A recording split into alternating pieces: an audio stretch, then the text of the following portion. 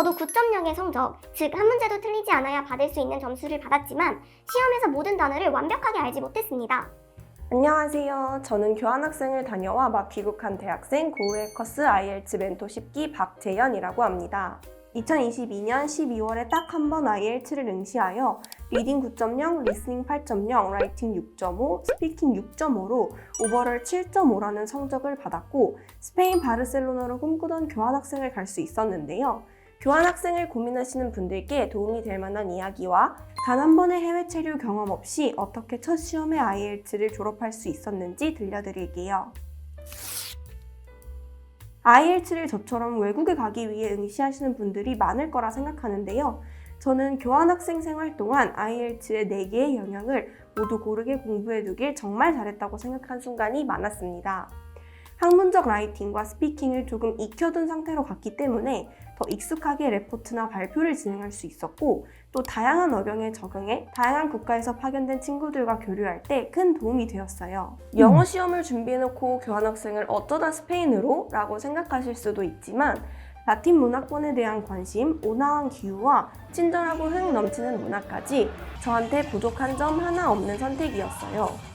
또 다녀온 입장에서 비영어권 국가로의 파견을 강력히 추천드리는데요. 생활하면서는 해당 나라의 언어를 배우고 수업에서는 영어도 꾸준히 사용하는 일석이조의 효과가 있기 때문이죠. 가기 전에 스페인어 기초를 조금 익히긴 했지만 바르셀로나나 마드리드가 아닌 소도시의 경우에는 거의 영어가 안 통해서 스페인어도 저절로 많이 늘었답니다. 언어든 자립이든 경험이든 여러 방면으로 스스로 성장할 수 있는 기회였기 때문에 정말 단 한순간도 후회한 적이 없어요. 제 수험 기간은 약 4개월 정도인데요. 대부분의 시간을 공부에 썼던 건 아니고 방학 중 한 달간 해커스 IELTS 6.5반에서 현장 강의를 들었고 개강 이후부터는 독학으로 시험 기간을 제외한 기간을 활용하여 최소한의 공부만을 지속했습니다. 그러고 나서 종강 이후 2주 정도 집중적으로 준비해서 시험을 봤습니다. 저는 내신과 수능에서 영어가 자신에 있었던 학생이기 때문에 베이스가 아예 없진 않았고요. 하지만 기존 실력과는 별개로 그동안 공부해오던 한국식 영어 시험과 너무도 다른 IELTS 시험은 저에게도 어렵고 막막하게만 다가왔습니다.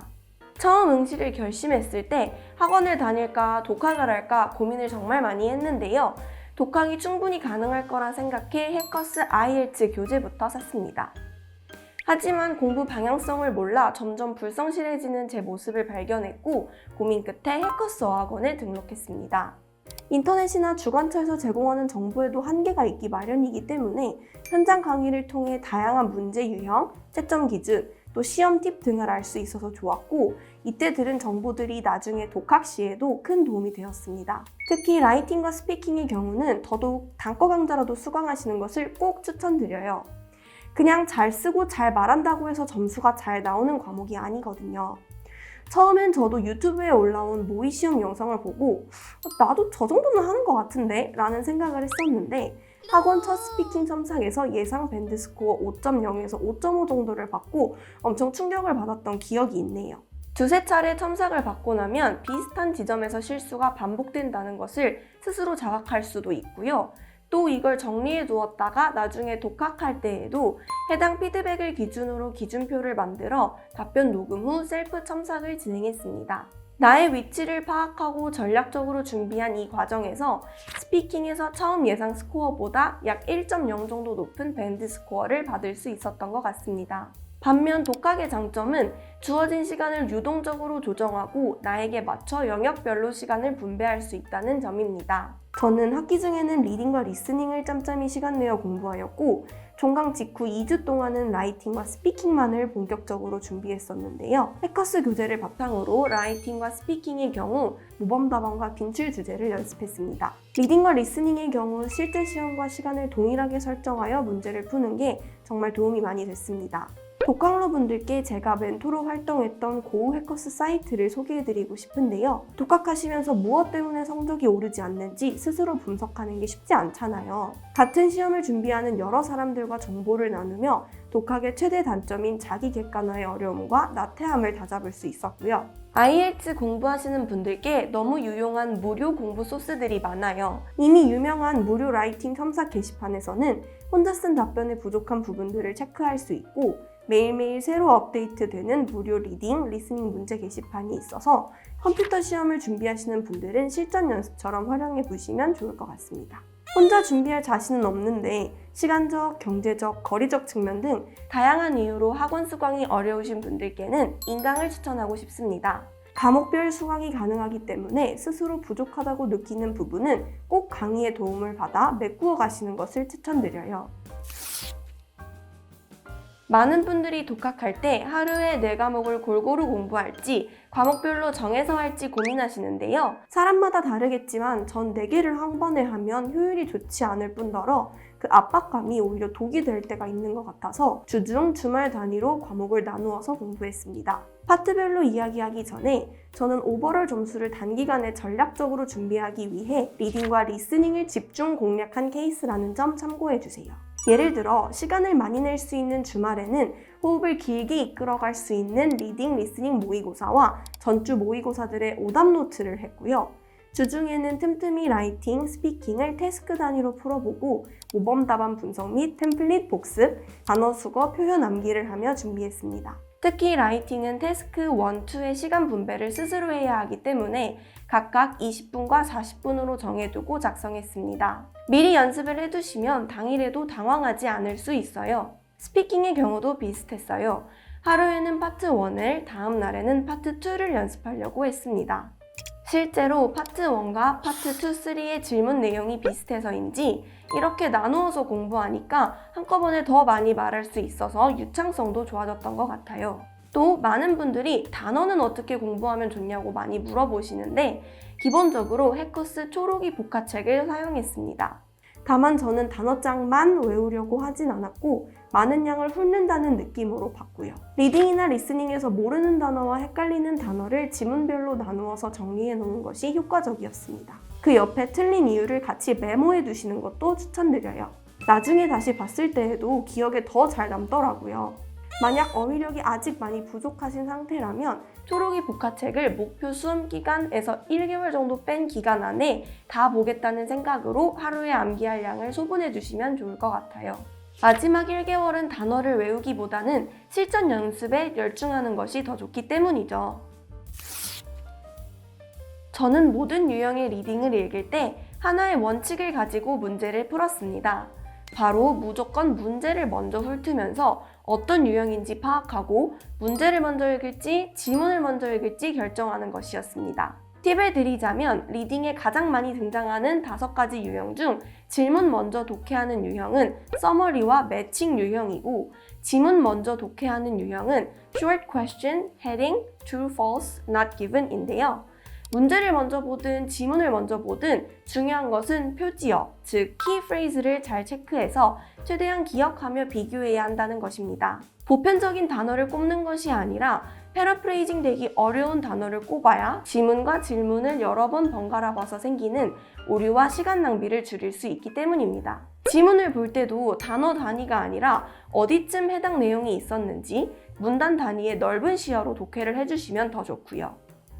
제 경험상 가장 난이도가 높고 헷갈렸던 유형인 True, False, Not Given 유형은 평서문으로 적힌 문제를 질문의 형태로 바꾼 뒤 질문에서 그 답을 정확하게 찾을 수 있는가로 살펴보시는 방법이 가장 깔끔한 풀이법입니다. 대부분 not given을 false로 착각하는 경우는 독해 추론을 너무 과하게 했기 때문인데 이 부분을 줄이기 위해서는 넘겨짚는 습관을 고치는 것이 중요합니다. 참고로 시제도 빈출되는 오답 유도 변화이니 신경 써서 봐주시면 좋아요.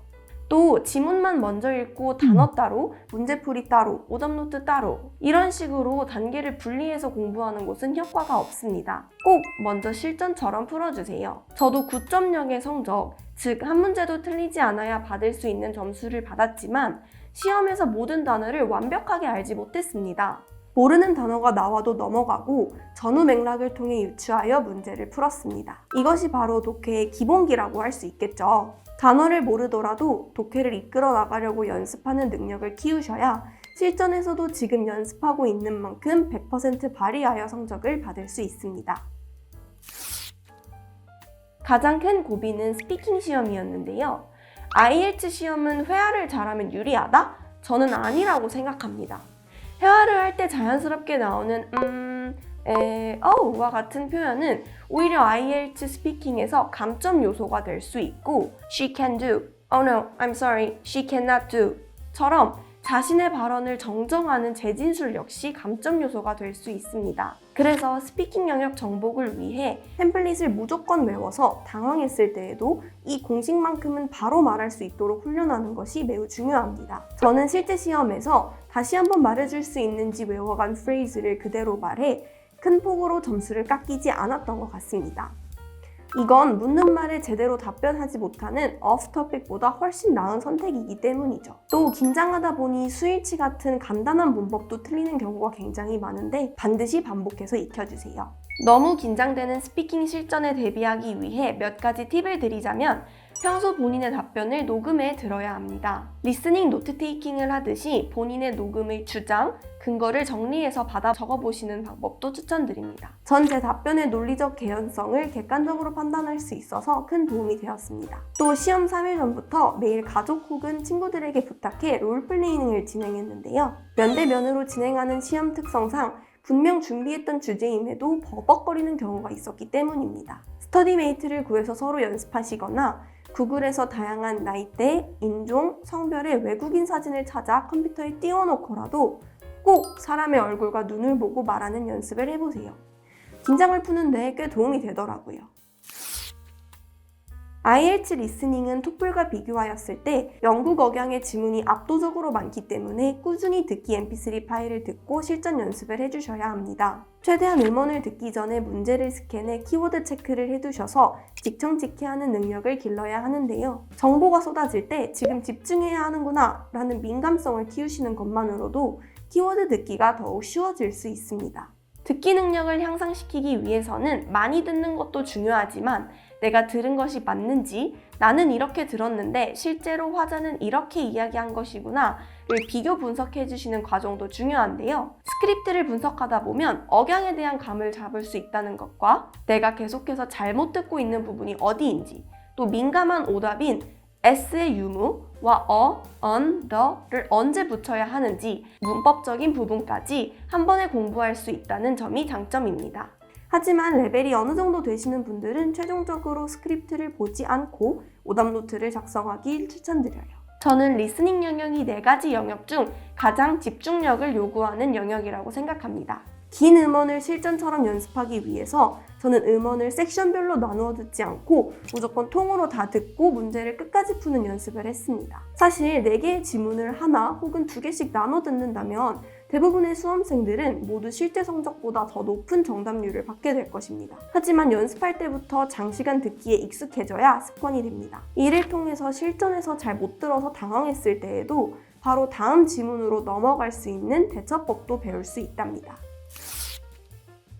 기본적으로 좋은 글을 쓰기 위해서는 paraphrasing 능력이 매우 중요합니다. 주어진 정보를 그대로 가져다 쓰는 것이 아니라 어떻게 하면 나만의 표현으로 바꾸어 쓸 수 있는지를 살펴보는 게 IELTS 라이팅 시험의 핵심인데요. 문제에서 가장 중요한 단어나 구절을 뽑아주신 후 첫 번째, 구문을 활용해서 바꿀 것인지, 두 번째, 단어를 활용해서 바꿀 것인지를 선택합니다. 또 자주 등장하면서 동의어가 굉장히 많은 increase, decrease, develop, important 등의 단어는 무조건 바꾸려고 노력하시는 것을 추천드려요. 라이팅 영역에 있어서 대부분 많이 갖고 계시는 고충이 글감, 즉 아이디어가 잘 떠오르지 않는다는 것인데요.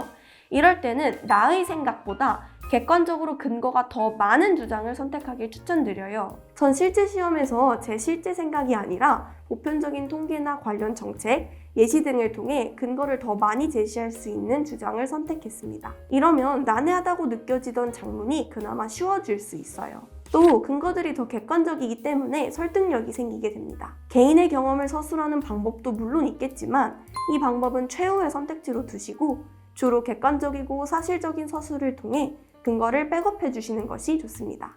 인트로, 근거 1, 근거 2, conclusion으로 이어지는 구성이기 때문에 인트로와 conclusion은 부담 없이 가볍게, 근거 1, 2는 무게를 실어서 자세히 서술하시는 것을 추천드립니다. 특히 인트로와 conclusion은 템플릿만 외우고 있어도 아주 짧은 시간 내에 간편하게 완성할 수 있고요. 적은 부분의 문법을 점검하거나 여기에서 어휘력을 보여줘야지 라는 생각을 하기보다는 근거 1, 2에서 다양한 어휘력과 구문 구사력을 보여주시면 될 것 같습니다. 제 이야기는 여기까지이고 추가로 궁금한 점 있으시다면 댓글을 달아주세요. 교환학생을 위해 IELTS를 준비하시는 많은 분들께 제 이야기가 도움이 됐으면 좋겠습니다. 감사합니다.